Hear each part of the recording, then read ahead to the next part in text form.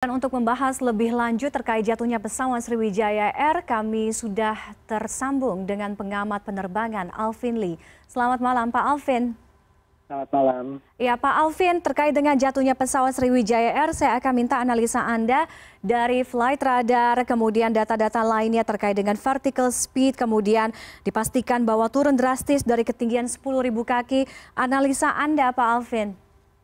Ya, yang pertama saya kira ini tidak ada kaitannya dengan usia pesawat ya, walaupun pesawat usianya sudah 26 tahun, tapi asal perawatannya baik, tidak ada masalah.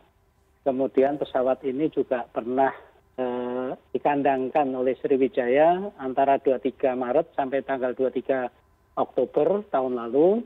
Setelah itu sudah aktif lagi terbang. Nah, kita tahu apa penyebabnya, tapi kalau saya memperhatikan grafik dari data-data penerbangan tadi, kecepatan, ketinggian, dan sebagainya, dapat dilihat bahwa pesawat tersebut mengalami kehilangan ketinggian secara drastis ya, pada ketinggian kurang lebih 10.000 kaki di atas permukaan laut. Di kecepatan vertikalnya, yaitu kecepatan turunnya itu mendekati 30.000 kaki per menit. Jadi kalau ada ketinggian 10.000 kaki, terhempas sampai ke permukaan itu hanya butuh 1/3 menit atau 20 detik. Oke, cepat sekali. Kemungkinan besar pesawat tersebut ketika turun kehilangan ketinggian demikian cepat, itu pesawat juga sudah tidak dapat dikendalikan. Oke. Demikian. Oke, 1/3 menit artinya kurang lebih 20 detik tadi Pak Alvin sampaikan prediksinya. Apa yang membuat pesawat bisa dalam kondisi seperti itu? Secara teknis, apa yang terjadi dalam beberapa saat setelah take off? Tadi juga sempat dalam konferensi pers Menteri Perhubungan Budi Karya Sumadi dijelaskan pada pukul 14.40 Jakarta terus melihat Sriwijaya tidak ke arah 075 derajat melainkan ke arah barat laut. Ini yang juga ditanyakan oleh pihak Air Traffic Controller selaku pemandu lalu lintas udara, mengapa pesawat ini mengarah ke barat laut? Apa penjelasannya Pak Alvin? Ya, kalau mengarah ke barat laut itu kan untuk departure prosedur itu kan ada ya. Jadi tidak selalu mengarahnya kemana tujuannya. Kadang diputarkan dulu dan sebagainya. Itu kita harus lihat yang disepakati dengan pengatur lalu lintas udara, departure prosedurnya itu harusnya lewat jalur mana, dan apakah pilot kalau memang itu melenceng dari jalurnya, apakah ATC atau pengatur lalu lintas udara juga sudah berkomunikasi dengan pilot. Kemudian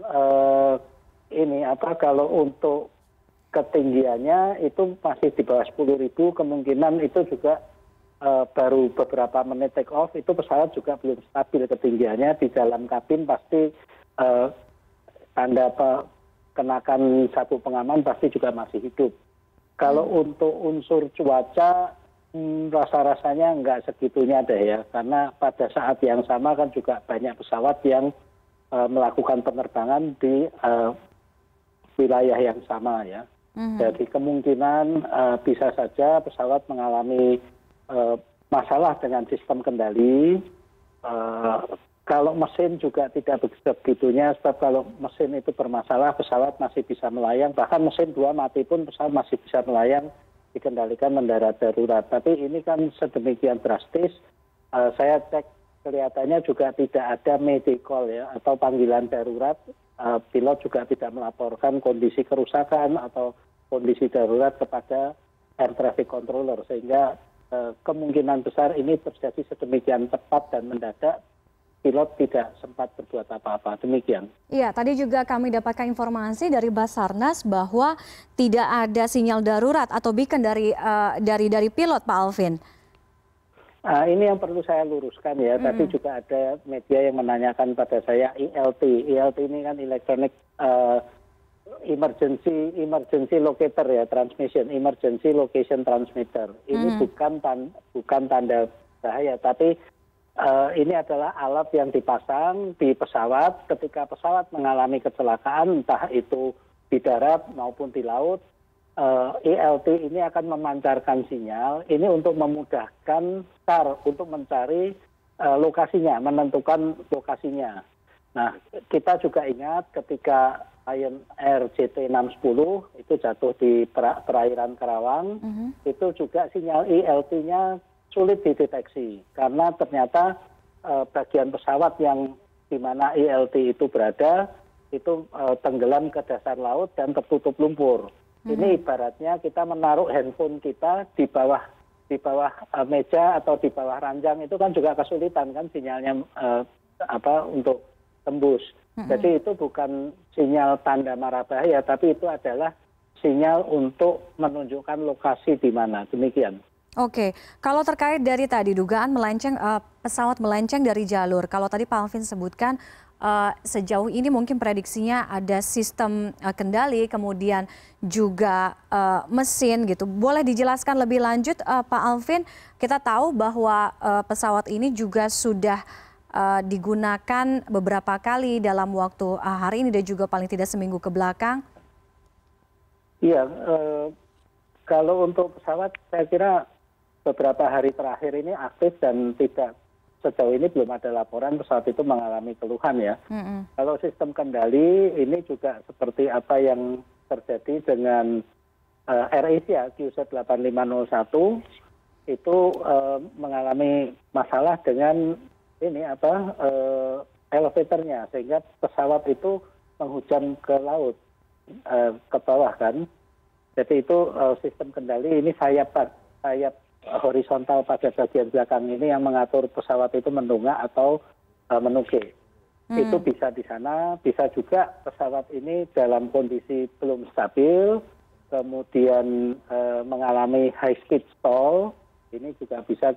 Saya tidak berani berspekulasi ya, dan bahkan kalau melihat sedemikian tepatnya pesawat itu kehilangan ketinggian, saya juga tidak mengkesampingkan misalnya ada kemungkinan terorisme atau juga sabotase di sana. Saya tidak berani berspekulasi, tapi banyak kemungkinan itu. Oke, terkait tadi dengan sistem kendali tadi yang Pak Alvin sebutkan ada di bagian sayap pesawat begitu ya Pak Alvin ya? Artinya dengan kondisi pesawat yang juga digunakan dalam beberapa kali jadwal atau waktu penerbangan, artinya keberadaan sistem kendali ini bagaimana untuk kemudian pengawasannya, apakah memang harus selalu dicek sebelum pesawat itu take off atau memiliki jadwal terbang atau seperti apa? Iya, setiap pesawat itu kan punya jadwal perawatan ya. Itu kita lihat saja buku riwayat perawatannya atau logbook perawatan pesawat, maintenance logbook. Kita lihat apakah di sana ada keluhan-keluhan, apakah keluhan-keluhan itu sudah ditindaklanjuti atau tidak. Dan pada akhir setiap penerbangan, pilot itu juga memberikan catatan pada teknisi, apakah ada gangguan pada pesawat tersebut. Nah, ini kita perlu membuka lagi logbook pemeliharaan pesawat tersebut untuk melihat apakah ada riwayat masalah dengan sistem kendali atau tidak. Oke. Belum tentu juga sistem kendali, bisa juga unsur lain sih. Gitu, Mas. Oke, paling tidak itu pengecekan logbook itu tadi ya Pak ya. Baik, Pak Alvin nanti kita akan terus update terkait dengan jatuhnya pesawat Sriwijaya Air SJ182. Terima kasih Pak Alvin waktunya sudah bergabung dengan CNN Indonesia malam hari ini.